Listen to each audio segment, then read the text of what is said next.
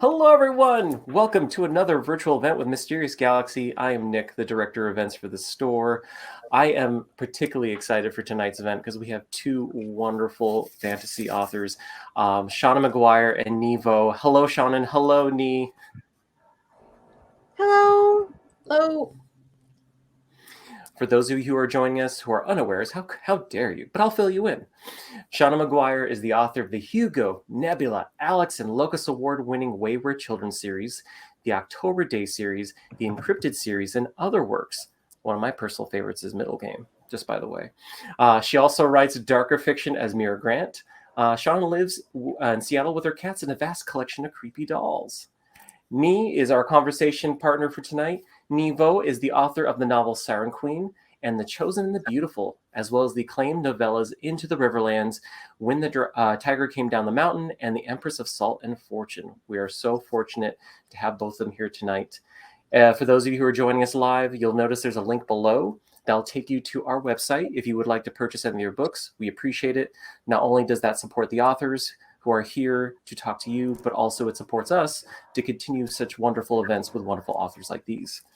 We are here, of course, to celebrate the latest for Seanan, The Lost in the Moment and Found.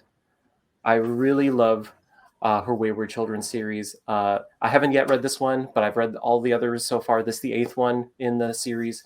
They're bite-sized, but they're full and they're meaty. So I really appreciate this. And for anyone who purchased them, they can get a signed book plate by Seanan as well. I'm going to stick that right here. It's a sticker. Oh my God, it's there. Okay. And if anyone would also like to support Nghi's books, we still have some signed book plates by her, as well as some pins for Into the Riverlands. And we can make sure to send one of those to you if you get Into the Riverlands. All right. And lastly, before I disappear into the ether until I eventually reappear, there's an Ask a Question button at the bottom of the screen. There's already one of you who have found it. Congratulations. If you have any questions that you want to ask Seanan, go ahead and click there, submit them, and we'll answer them later on. All right, I'm going to disappear and leave it to these wonderful two to take it away.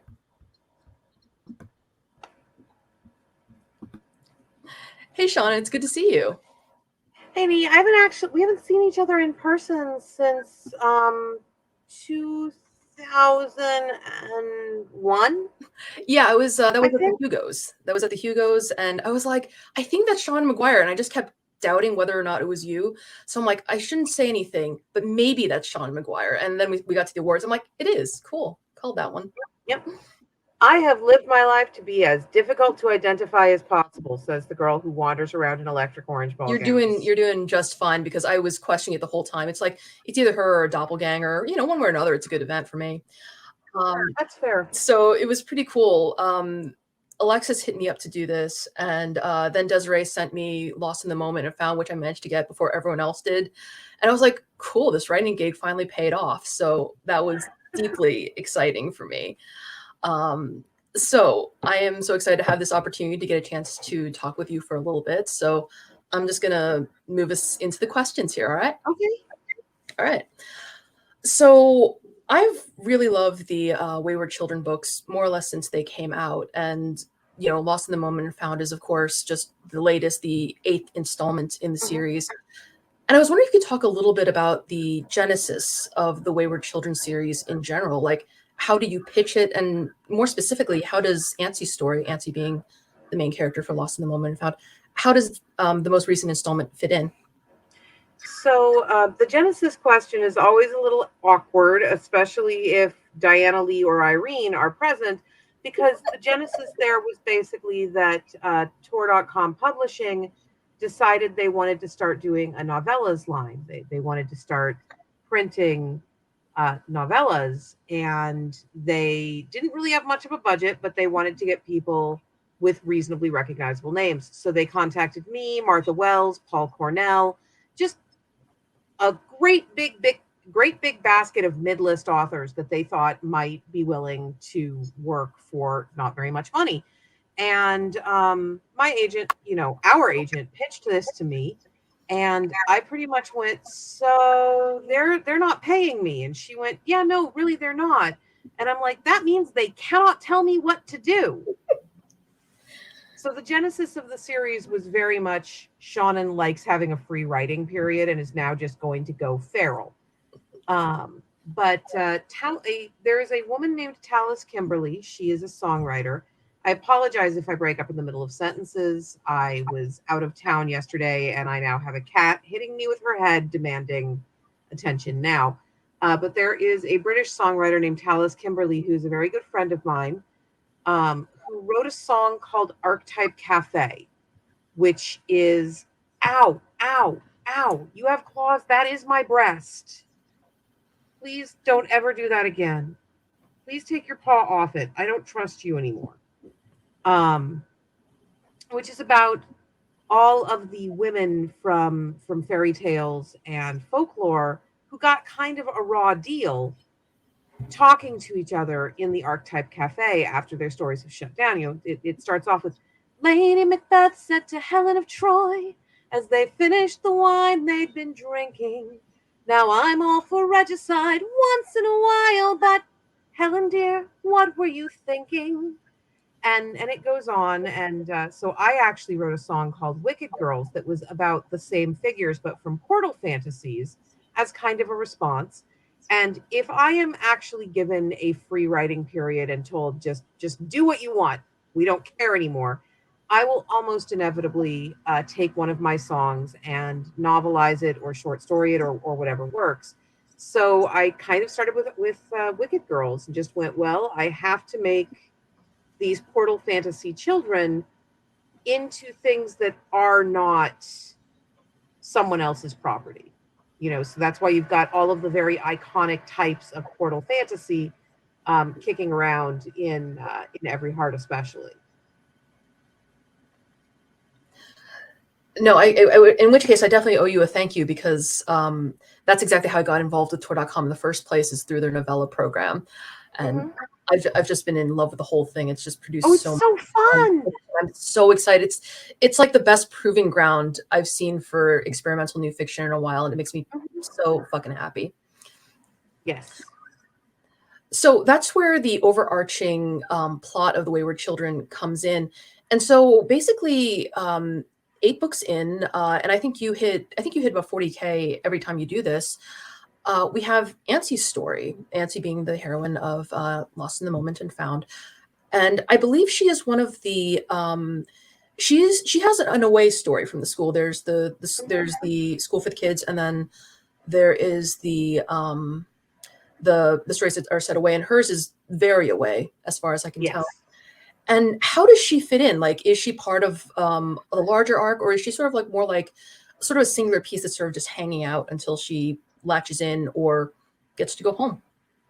So we've had that pattern since the beginning. The odd numbered books are books at the school, and they are actually pushing forward a plot.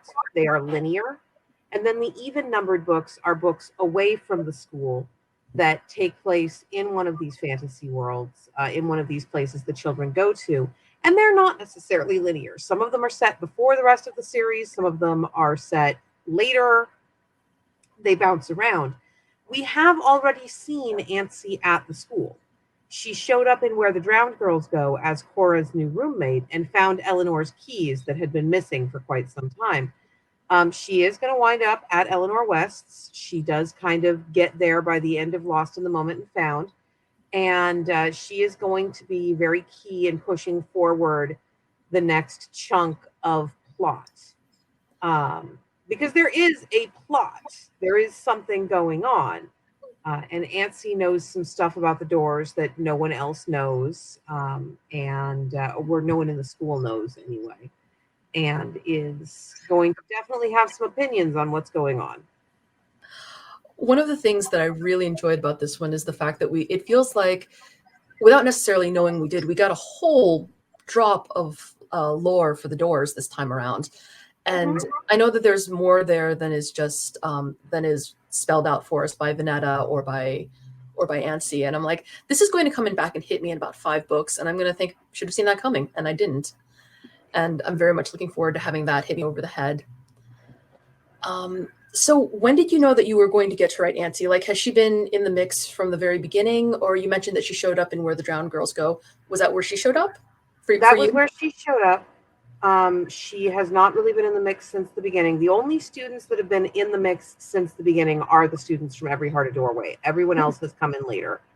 And one of my goals with the Wayward Children books is representation in fiction.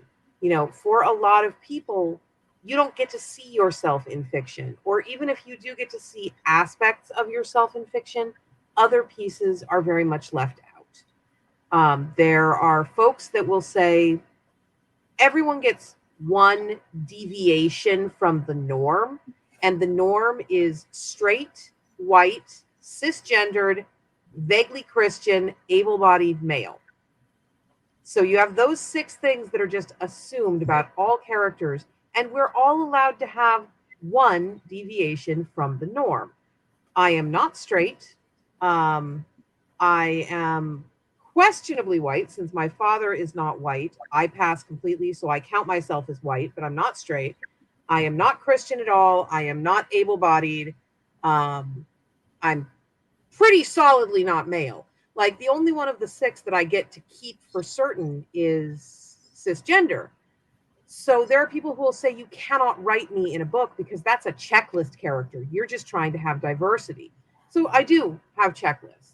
And the checklists are, I want to write people that look like the people I know, and like the people who tell me that they don't get to see themselves in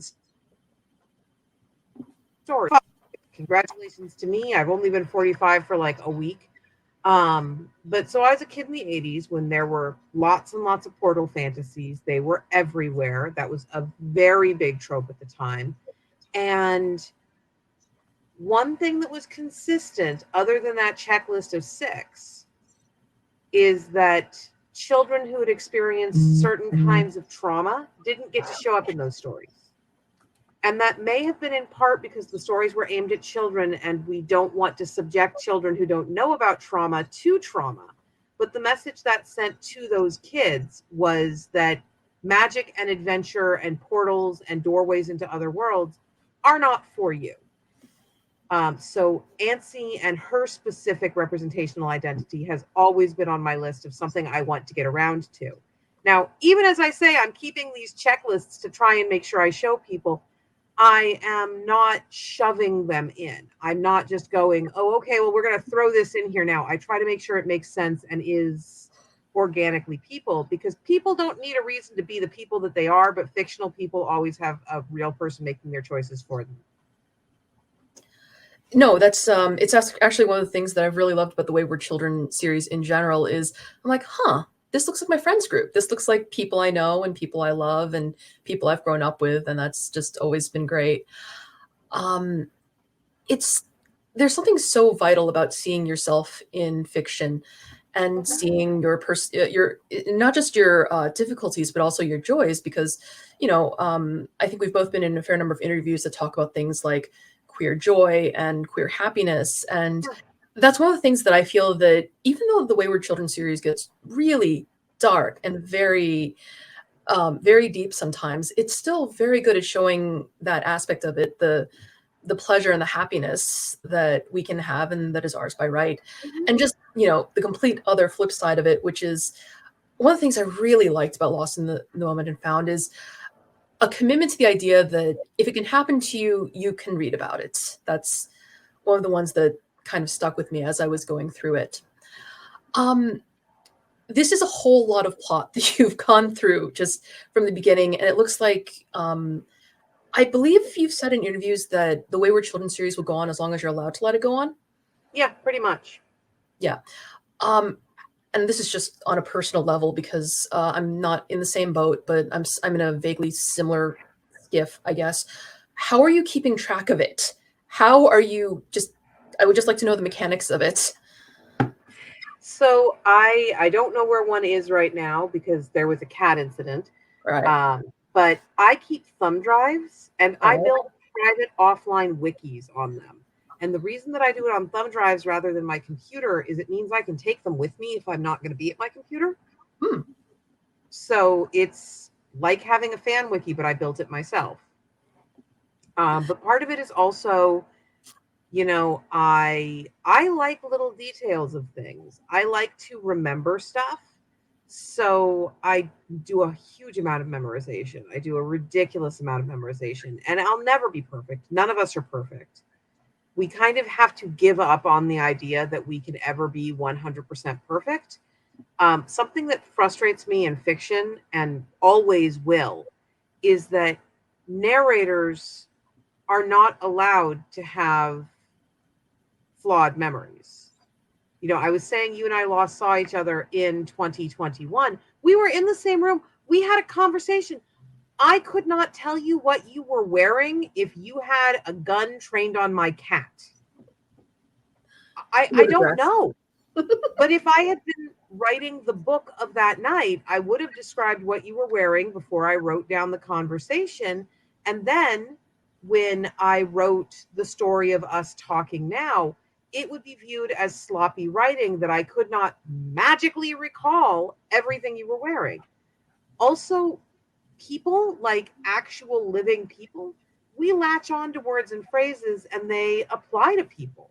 You know, we will consistently describe someone as having this specific color of hair or this specific vocal tone, but we're expected to mix that up every time it comes up in the text. And it's like, no, my main character is not that interested in what color her boyfriend's eyes are. She likes them. They're pretty. Why do I need to be able to say that in 90 different ways? So I'm going to reference this conversation when Diana would like to actually know where my continuity went with the next Seeing Hills novella I did. I recently had to go through a translation process to turn Empress into a French work, and the translator asked me, "So the bull you mentioned here, is that a real bull or is that a person?" And I had no idea, so I should definitely go back and fix that. Do we still have Shannon? Is she? Yeah. Is anyone else still there? Are you still? You're still there. Excellent. Okay. The camera has given up on you. It looks like, unfortunately. Well, okay. I am the I mean, I'm kind of enjoying speaking to the little icon. Okay. It's like, you know, it's like old mush days. So, you know, that's we can work with this together. We did not actually. I was, you know, I've heard other people speak of mushes, and I've had mushes described to me very lovingly. It sounds like a lovely thing. Okay, it was fun. It sounds amazing. Yeah. Okay. More seriously, because they would probably like us to just not talk at each other. But so throughout Lost in the Moment and Found, we have Ansi making her way among adults who are meant to be looking out for her, and who time after time fail her. Mm-hmm. What is the message you would like adults to take from this? Oh, there you are. Hey, it's nice to see you again. Welcome back. Thank you. What are the message? Is there a message you'd like adults to take from Lost in the Moment and Found? And is there a message you'd like your younger readers to take from it? So to go to the content warning we all knew was going to happen eventually, Lost in the Moment is the first Wayward Children book to begin with a content warning. And that content warning is basically that there are themes of adult gaslighting and grooming toward children. Grooming in the actual clinical sense, not in the GOP is trying to turn it into a weapon against queer people sense. Present in the text, but before things can go too far, Ansi runs.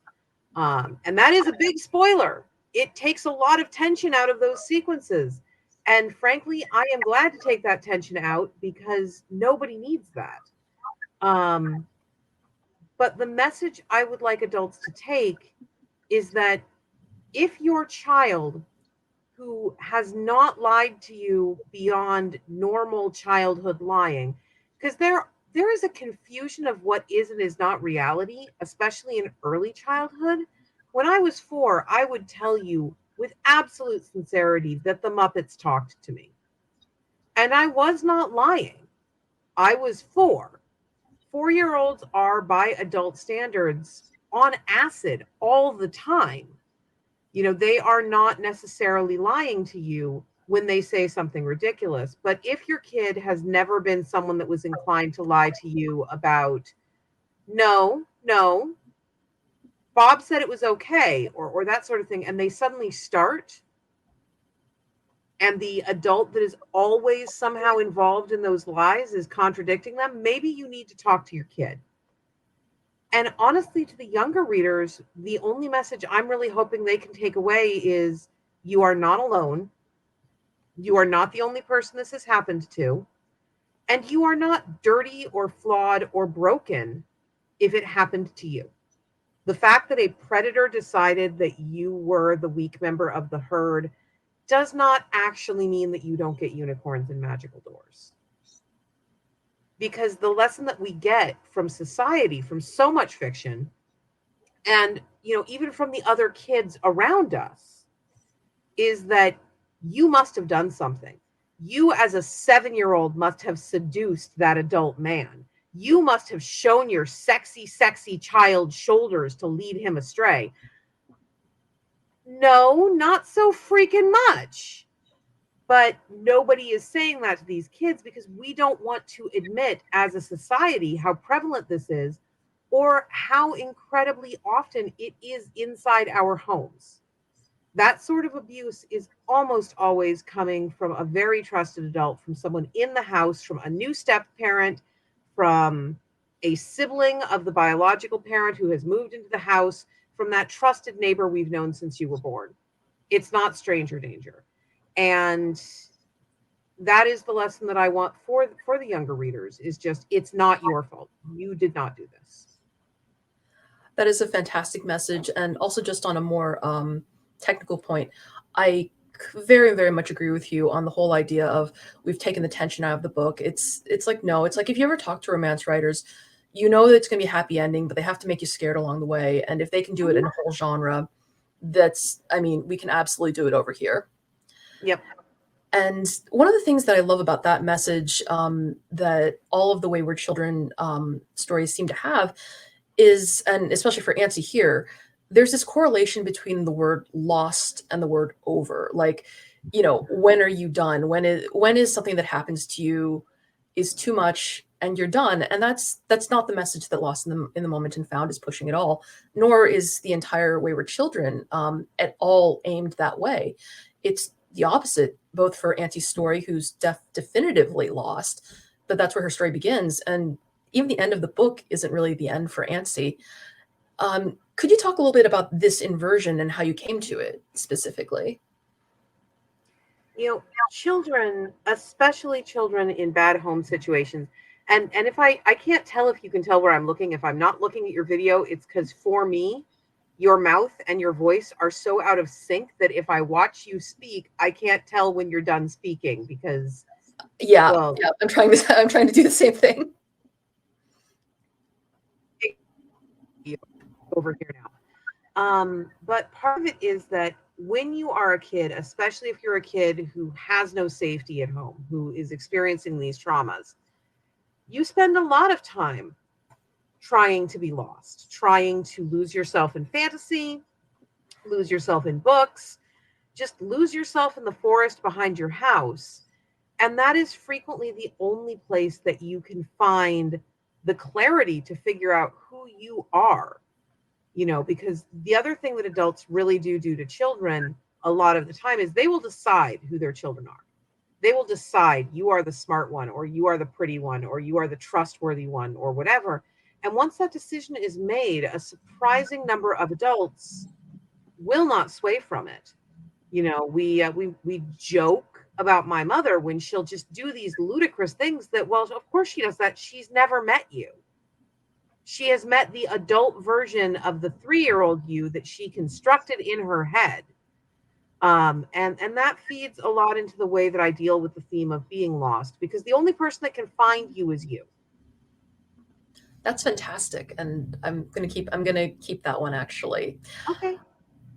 But that's another thing that leads me into this other question here, which is another thing that I've just really adored about the Wayward Children stuff is, in general, these are not necessarily happy worlds for everyone. They don't fit everyone, just the same way that this world doesn't fit any of the kids that we've met so far.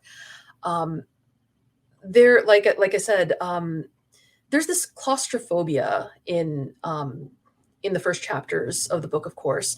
Antsy's in a home that's become a threatening foreign country. But at the same time, the shop itself is claustrophobic as well. It's dark, it's hulking, there's stuff everywhere, it's well organized. but the effect is significantly more comforting, both to Antsy and to us as an audience. Could you speak a little bit about the comfort of places like the shop? So every world in Wayward Children is constructed to be a paradise for someone and a prison for someone else. There are absolutely people that can be happy in basically every world we've been to. The one possible exception is the world of clocks that we very briefly hear about at the end of Where the Drowned Girls Go. I can't imagine who would want to live there. But every place else has to have that flip around. You know, for Antsy, the store is incredibly comforting. For someone with actual claustrophobia or with the kind of ADHD that is really not able to cope with visual noise, the shop would be the absolutely worst place to wind up. They would be so miserable. But that person still might be able to be happy on that particular Nexus world because there are spaces outside the shop. Antsy is never really interested in them, but we hear that the birds live outside the shop. And other than Hudson, we know that there's a whole population of magpies out there somewhere. So presumably there is a world larger than just this one fantasy mall. And you know, a lot of Antsy's story is mine. A lot of Antsy's story is drawn from me. And if you even just look at the little tiny slice of stuff around me, the amount of visual noise in here, I have friends that cannot work in this room. They cannot imagine working in this room. How do you do anything with all of this stuff, all of this visual noise? I need more visual noise. I am in a constant quest for additional visual noise because that is almost what allows me to block out the background and start not focusing on the details. If there is one spoon on the counter, all I can see is the spoon. If there are 30 spoons on the counter, then it's a very nice field of spoons and we can move on. I absolutely understand that. So are there any real world places that influence the shop? That was one of those things that when I was reading at this, I had a few places came to my mind very quickly, but I mean, I don't think you've ever been to Renaissance Books in Milwaukee, unless you have, which would be amazing. But are there any real world places that influence the store that Antsy finds her haven in? A whole lot of older bookstores. The old Other Change of Hobbit in Berkeley. The Other Change of Hobbit was a genre-specific bookstore. I believe it's closed down at this point. That wound up getting sold to a gentleman who did his best, but he didn't want to own a bookstore. He was kind of what would happen if Aziraphale happened in the real world. He just had no interest whatsoever in selling his books. And so you would just get these towers of books that were as tall as you were, and these hidden crooks and crannies that you could go into that would be just full of things.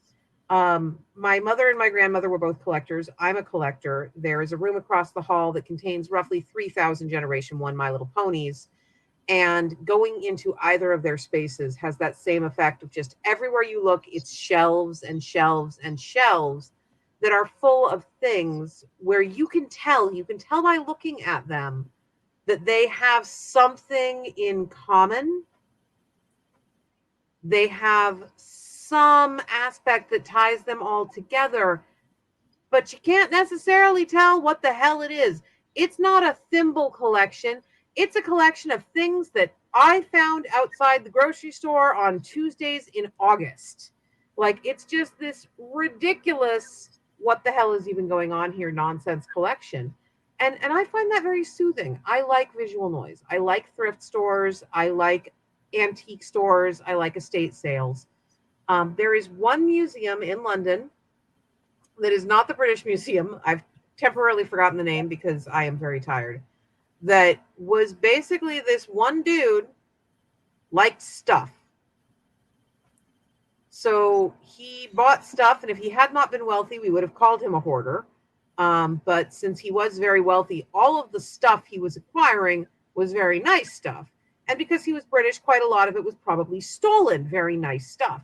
And so he just packed his house with it completely. And then when he died, they just turned the house into a damn museum. And so you'll be walking through the house, you're in an alleyway, or you're in an aisle rather. I don't think you have alleyways inside houses usually, but you're in an aisle and everywhere around you is bugs, just preserved behind glass, a billion bugs. And then you turn a corner and it's 18 cat mummies looking at you. And you turn another corner and what the even hell do you collect in here? Cobwebs spun by Satan? And it's a real museum. I wish I could remember the name. It's delightful. Have you made it to House on the Rock yet? I have been to the House on the Rock. I try not to focus on it because I find it delightful, but a daunting number of people will now say that any reference to House on the Rock, any picture you take there, any comment you make about it is a Neil Gaiman reference. I don't like that. I don't think that any person should be able to lay claim to an actual place or artifact. It's the most British thing Neil has ever done is make off with the House on the Rock. Which I live here, it belongs to me, so you know I have no quarrel with that. Yeah, but so I try to forget that the House on the Rock exists because if I remember it for too long, I really want to use it because it's amazing. And then I remember that if I use it, I'm going to get accused of ripping off Neil Gaiman. And I don't like being accused of ripping people off unless I actually did. No, that's entirely fair. But I will let you know that, you know, if you approach the House on the Rock at a certain place, there's this really great cheese shop called Car Valley Cheese there. And I'm just, you know, if that adds anything to the deal, it's fantastic. I like cheese. It's where I've been sending Diana's gifts for that's where I've been sending Diana's gifts from for like the last 2 years. Cheese is good. Cheese is fantastic. They have this sort of they have a goat sheep cheese that has a layer of blue ash in the middle. It's exciting. It's deeply exciting cheese. So with that all being said, what is the coolest thing you found in a thrift store? The coolest thing I have found in a thrift store. That is a very complicated question because my definition of cool is very weird. Probably the coolest thing I personally have found in a thrift store would be a My Little Pony. There are some very, very rare ones, and I found for $3 a $400 My Little Pony. I was very excited about that. My pony budget is I don't drink, smoke, or do drugs. I buy plastic horses, and yeah, I buy a lot of plastic horses. So finding a $400 one for $3 is a big savings. I've seen the pony spas that go in, and I mean they come out looking so good. I'm just so impressed. Okay, and he does my pony spa is so good at it. It's basically new ponies every time I send her a box. No, they look stunning. Okay, so that brings us to the 35-minute mark, which is where we have to stop and take questions from the audience. So let's see what we got in the bag. Okay, question number 1 from Lisa. I know that you use wikis for organizing your books. However, as someone who has an idea for a book and has no idea how to start the research, how did you start your research and outline the story that was based on a nonfiction subject, this being Parasite, and then turn it around for fiction? I figured out who was actually an expert in that field. I wanted to write a book about a thing called the hygiene hypothesis, which is a medical hypothesis that is currently being exploited by anti-vaxxers who are trying to use it as support for a theory they have called immunity debt, which is not what the hygiene hypothesis says. Please stop abusing the hygiene hypothesis. Please leave it alone. I love the hygiene hypothesis because it has actually been at least partially proven. It says that the rise of allergies and autoimmune conditions in the population is directly sourceable to the sudden decrease in parasitic load.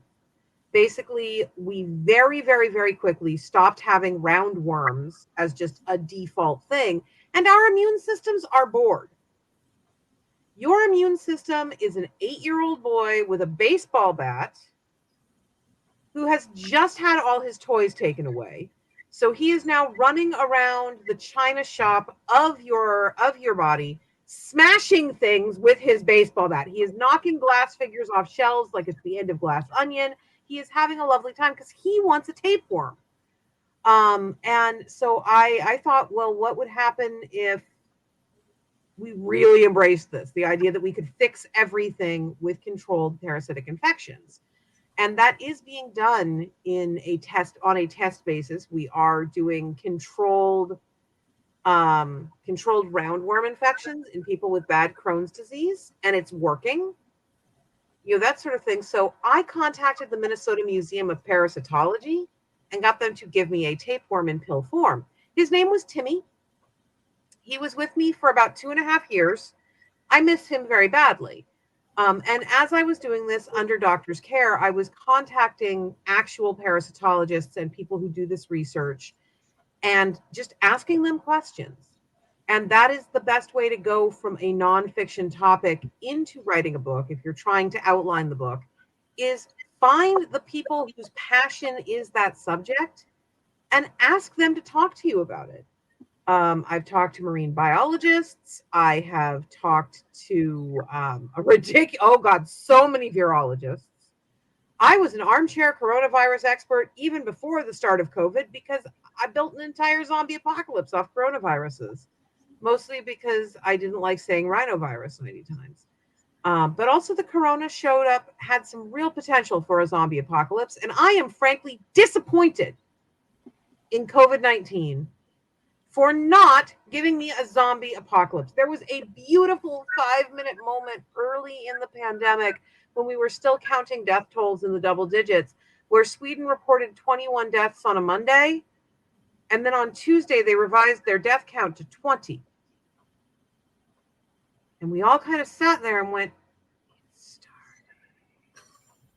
But it didn't start. This is the worst coronavirus. It's very boring. Okay, so John Accardi, I believe, asks, also thrilled by your short stories. Are you writing novels and stories at the same time? Always. It just never stops. It never gets to stop. Nope, nothing ever stops.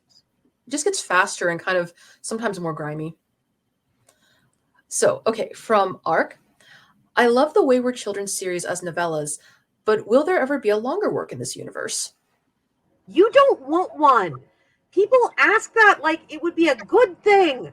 It's like saying, when are we going to get this character's story? Have you all noticed that when we get their story, they almost always leave immediately?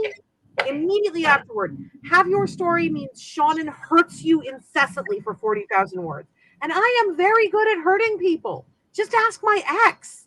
It's you don't want longer. If you've ever read any of my longer work, you are probably aware that I am very traumatic when I want to be. I would hurt these people so bad. And at longer form, I would hurt them so badly. Part of why we are able to have one a year is that they are short. So we don't need as long of a cycle on the part of my editor.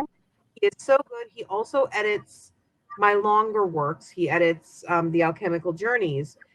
And those take longer than Middle Game. Those take longer than the Wayward Children because they are longer. So I don't think he has room in his schedule for me to get much longer. There will eventually probably be a novel length one because I don't see a way to do Eleanor's story without doing her portal fantasy and her plot book at the same time. I think they're so tightly intertwined that winds up being at least double length. But that's a thing I'll have to discuss with Tor.com and with Lee and with Diana, who is my agent, when we get there. I'll set that bridge on fire when I come to it. There will be so much fire. It'll probably be rain. No, this has been a fantastic talk, and this has been a really great time for me. Thank you for sitting down with me and doing this. Oh, thank you for having me. I enjoy your face, and I don't get to see it often enough. No, this is the first time I've done one of these. So, fingers crossed it didn't go too poorly. So if we could so I think that brings us to about the 45. So, and which is, I think, all we're committed for. So We've been live for 40, so we have about 5 more minutes. And you have the full hour if you want. The 45 is just if you want to end it. You don't have. You can go longer. You're fine. So but just saying, just throwing that out there. We have 2 questions left. Somebody asked, how far in advance into character creation do you know if one of your darlings will be doomed to die? Kill your darlings is generally a reference. Okay, Lois, don't do that. Lois has just said in chat, I might have to include that tidbit about Eleanor's Door being a potential novel in my upcoming review.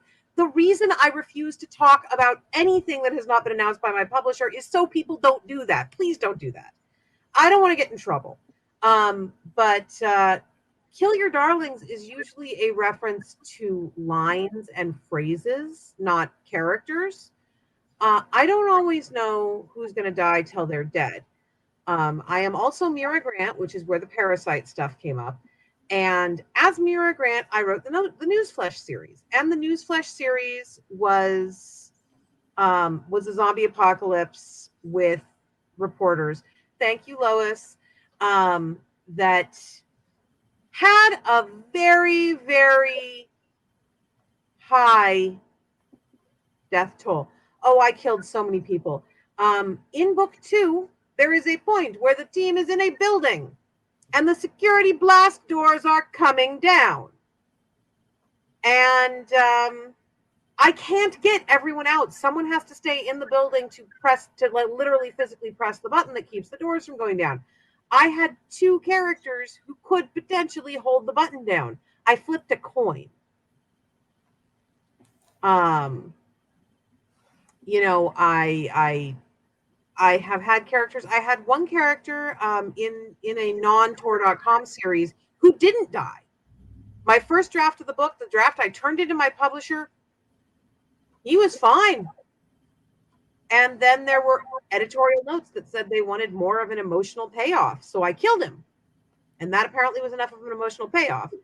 Other characters I have known from the moment I met them that they were here to go. But I don't think that whether or not you know makes that much of a difference in how you approach them early on. Because I have to love everyone. I just realized there are more questions and answers. This is fantastic. So has Tor.com Publishing extended your contract beyond 10 books for Wayward Children yet? No. Good to know. If you had the chance to have one of your novels turned into a movie or miniseries, which is/are at the top of the list? Wayward Children is actually in development right now with Paramount. And I am very, very hopeful that it will actually get made because that would be wonderful. And that would be so many casting opportunities for diverse actors and for people who really need the work. And also, honestly, you don't make money as an author until you get onto film and TV.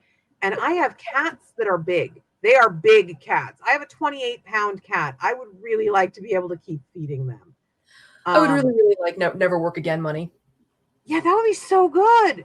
But, after that, if we're assuming that Wayward Children is already happening and everything is great, I would love to see Newsflesh go forward at something, like Amazon Prime. They might be the devil, but at least they don't. And that would be delightful. Moving back to the to Lost in the Moment and Found, here's another question from Sarah. Mhm. Ancy found her door when she was 7, which I think was younger than most of the other Wayward Children characters. How do you decide what age to make the main characters in this series, and how does that influence their stories? Part of how I decide what age to make them is what age do I need them to be, to be functional and useful and all of that when they're in the school books. You really can't do too much with kids below a certain age just because the audiences won't take it. No one wants to see you put a 7-year-old in the kind of peril you can put a 16-year-old in because we don't like that. It makes us uncomfortable. And that's good. We should be uncomfortable when you're sticking a 7-year-old in a meat grinder. I am not objecting to that fact. Now, ANSI starts at 7 for a lot of reasons, but ANSI starts at 7 because the kind of predation she is experiencing most frequently begins between the ages of 4 and 8. Back to content warnings.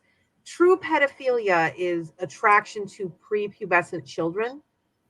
And so, it can start as young as 2 with these people. I was not going to write about her at 2, but I wanted the first point where ANSI would have thought patterns that were followable to an adult so that I could realistically write her reactions, while also giving her as much time as possible, because when you actually read the book, you'll understand why she needed to have as much time as possible to spend. Because Lost in the Moment and Found is also very much a statement on the way that we adultify children who have experienced abuse. They lose their childhoods to these horrible things, and then they are expected to be grown-ups and adults while they are way too young.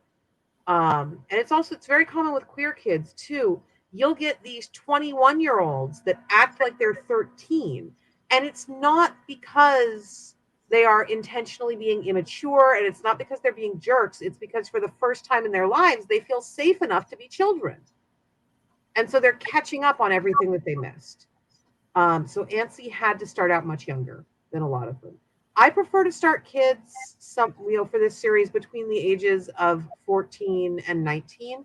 You do kind of have to fall into that range, or why are you at a school? Why did your parents have the authority to send you there if you are legally an adult? But I want to be able to put them in danger, and I want them to be able to date and have the complexity of experience that teenagers have. ANSI never gets to date, pretty much. She never gets to have a lot of relationships because of her age situation, which is strange. And also because the fact she's working for a living starting from the time that she's 7. A baby. Yeah, exactly. Yeah. It's one of the things we didn't go into much during the Q&A is the fact that I'm like, this is a child that's doing a lot of unpaid, uncompensated labor, and she wakes up and she finds her childhood is gone. It's like literally stolen in one of the most visceral ways possible. The detail with the teeth was fantastic. Thank you. Yes, no, that was a ton of very, very, very dark fun.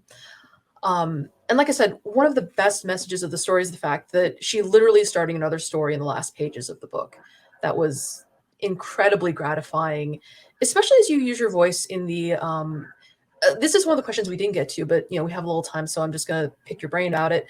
One of my favorite things about the Wayward Children series is the use of the omniscient narrator. Like, every time there's a question of whether of right or wrong, a lot of times there's this omniscient voice that shows up and tells us, no, this is correct, or no, that's wrong. And you use it in a lot of the books, and usually just at the time when I, as a reader, need it. What brought you to the decision to use that narrative voice? So I actually started Every Heart a Doorway in, again, Tallis Kimberly, the songwriter I was talking about at the beginning, in her living room, which is in Roughton, England. So it's a suburb relatively near Swindon. She's the mother of my goddaughter, so I was visiting, and this was obviously pre-COVID. And British children's literature. So I, without mimicking British children's literature, trying to kind of go for that feeling of, here is the mist-drenched meadow, and here.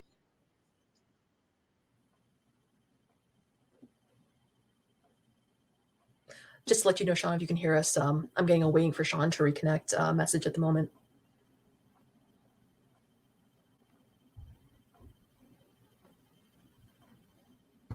Sometimes the internet gods hate us, and they hate us right now. Oh, damn. All right. Shannon is looking like a reconnecting. Sorry, everyone, for that. Hopefully some of you are sacrificing some donuts or something so the gods, the internet gods, will grant more bandwidth to us. The omniscient narrator didn't like being revealed. Do not look at the man behind the curtain. All right, let me see if I can re-prompt Sean in here. But this is a great break reminder that if everyone... there's Shannon. Okay. Hello! Thank you for sacrificing I was donuts, just going to everyone. show everyone. Yes, basically, I just kind of wanted that specific feeling. And what are you doing? Okay, the internet unbroke, so my cat has to start killing things. I don't know. And I like playing around with different voices and different levels of closeness. The Alchemical Journeys books, which are the longer works that I do with Tor.com, are told in third-person present tense, which adds an urgency. There is great urgency when everything is happening right now, but sometimes if I'm doing simple past because a character in this present tense book is recounting something that just happened, I get so confused. I will come out of the simple past and just go into standard past tense third. Now, if you really want to see omniscient, I write the Up and Under books as A. Deborah Baker. Rachel has just said, I think the museum in England you were trying to think of is Sir John Soane's home. Yes, it is the Soane Museum. As A. Deborah Baker, I do the Up and Under books. And A. Deborah Baker is not a distant omniscient. She is a close omniscient. She is an in-your-face omniscient. And there are several points during those books where she just straight up stops the narrative to have a conversation with the reader. And be like, I feel that it is important at this moment that you and I establish a common definition of pencil. And we'll go off for like a page and a half or whatever, establishing a common definition of pencil. I've recently turned in the fourth and final Up and Under book, and there is literally a point in, I think, chapter 1 where the narrator is just going, this is the only time you can read this book for the first time. If you come back and read it again, it's going to be a different book. And some of these characters are going to seem a little foolish for the choices that they make. But I want you to remember that when they were going through this, they did not know. They don't get a second go through. And just getting right up in your face. And I had one reviewer that I really paid attention to be like, the narrator is very distracting. To which the narrator says, like, she does not give a flying fuck. I love channeling Asphodel. I'm glad to be done with that series. But doing close in your face omniscient is remarkably cathartic. I recommend it. And that's actually answered one of the questions we had lingering, which was, are we still getting 2 books of the Alchemical Journeys? Sounds like you just got 4, I think is what it sounded like. No, the Up and Under books are actually not Alchemical Journeys. They are middle grade books published under a different name. Did we announce 2 more Alchemical Journeys books? I don't know. I hope we're getting 2 more. I would really like to finish out the series. I'm trying to do one for each of the cardinal elements. But it'll depend on a lot of factors. Though speaking of books, as we've got a few minutes, I did finally read Siren Queen, which was Nghi's book that I believe came out last year. And then I called our mutual agent and yelled at her a lot because she had not sent me an ARC and did not tell me that it was a Tam Lin recounting. Oh, you know how many people did not figure that one out? Decide to do a Tam Lin story in 1920s Hollywood. Because I could. Because Diana didn't know me well enough to try to talk me out of weird things like that yet. Okay. Yeah. No, I wrote that one. That was the first novel I ever wrote. So it just happened in the blue, and then I started sending it to people, which I don't know if you know that's one of the reasons why, the main reason why Diana was my first choice for an agent was because I knew she repped you. And I'm like, Shannon writes things. I also write things. And that's mostly why Diana's my agent now. That's fair. I mean, Siren Queen is gorgeous. Oh. I love any good addressing of the Tam Lin story, but that one did some really innovative and narratively fascinating things. The Chosen and the Beautiful was lovely, though I probably need to reread The Chosen and the Beautiful because I read it on a train from Oviedo, Spain to Madrid, and I was so drunk on exhaustion by that point that I'm not 100% certain I remember the book other than like Gatsby, whatever. We all remember Gatsby, though you went much better with your Gatsby pastiche than I did. I only ever did Gatsby for a shipwreck session, shipwreck being an erotic fanfic competition that used to happen in San Francisco. Nice. And the first line of my Let's Play with Gatsby was, the real trouble with Jay Gatsby was that he never learned how to fuck like old money. And so I'm like, yours is much better. I like yours much more. That's definitely one of the problems. That's absolutely one of the problems. But you were less hammer to the face about it than I was. So, but no, I don't know. I am glad. Diana had lots of things to say about me and the alcohol in that one, especially when we got to the reading guide. She's the only reason that I did good things with alcohol. Otherwise, I'm like, this all sounds kind of like alcohol. It's fine. Yep. I am glad to have a chance to tell you how much I enjoyed Siren Queen.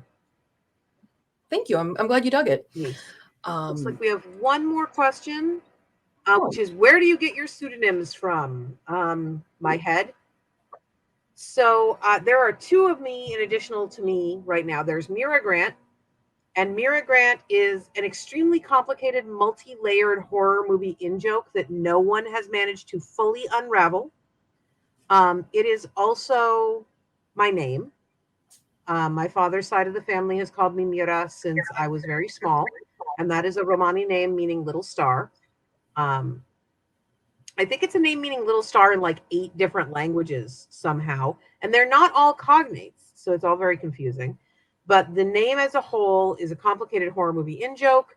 I had to be able to get the .com to make Orbit happy, so the fact that the .com was available was a big deal. And also, if you look at my actual name, Seanan McGuire, the big letters in McGuire are an M and a G, so I can sign things as Mira consistently. I just do my last name, but don't write the C.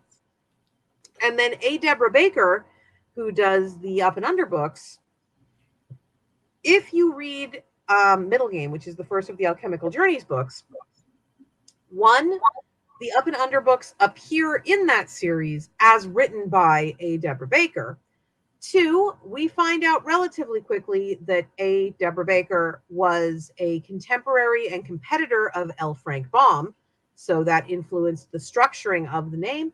And 3, that it is a very thinly veiled pseudonym for Asphodel Baker, who is the alchemist that is kind of responsible for kicking off all of these events that have gone forward. And she ostensibly died quite some time ago. It is not entirely certain that she actually did. We're not sure on that. But she wrote these books. And in universe, there were 14 of them. I'm only doing the 4. But she wrote these books, and they got published contemporaneously with Oz, which has been a fun challenge. I have to avoid words that didn't exist then, while also avoiding some of the sexism, racism, and ableism that are threaded all the way through Oz, that we didn't necessarily see as children, that Baum had no reason to be avoiding. Because for all that I am writing books that were originally published in like 1903, I'm writing them today as a contemporary author. So that's a headache and a half. And in that case, I didn't get to pick my pseudonym. It was already picked. Asphodel Baker. Because she's a nice lady. And I must say, again, Middle Game is one of my most favorite books of yours, Seanan. So I'm so excited that it ended up having a series within that world, even though the characters really aren't necessarily all connected. Oh, they're all connected in their own ways. Yes, that's true. I meant present in the books, not connected, but yes. Yes. And we end with a kitty. Seanan, Nghi, thank you so much. I am so happy I was able to be a part of this event, even mostly just watching the background. I was fanboying. Thank you for having us. Absolutely. And thank you for having Elsie. Oh, Elsie. Hello, Elsie. As a reminder for everyone, we can, if you still order the books, we have signed book plates for Seanan McGuire, as well as Nghi Vo. If you also order Into the Riverlands, we have still some pins in kit butt. And lastly, before we go, I just must ask, where can people follow you on social media if they aren't already? I mean, right now that is I'm on Twitter a fraud question, because Twitter is in the process of emoliating horrifically. Yeah. I am on Mastodon, but I am not really present on Mastodon, so mostly I'm still on Twitter. I'm also on Tumblr. The person running the Seanan McGuire Tumblr is in fact me, and is somewhat tired of receiving the weekly message series going, "Wait, are you Seanan McGuire? What are you doing here?" I'm like, "I've been here for 10 years. Leave me alone." Or don't leave me alone, but, I'm on TikTok, but I don't post. So, and I'm on Instagram, where you can see so many pictures of My Little Ponies and dice. I'm on Twitter as Nghi Vo Writing for the time being. I'm also at my website, and if you find Nghi Vo Writing, usually it's me, but I don't really like to say much. All right, everyone. Thank you again for being here. I hope you all have a good night, or if you're watching this in the future, whatever time of day it is. Thank you. Goodbye. Have a good night. Thank Good night. you.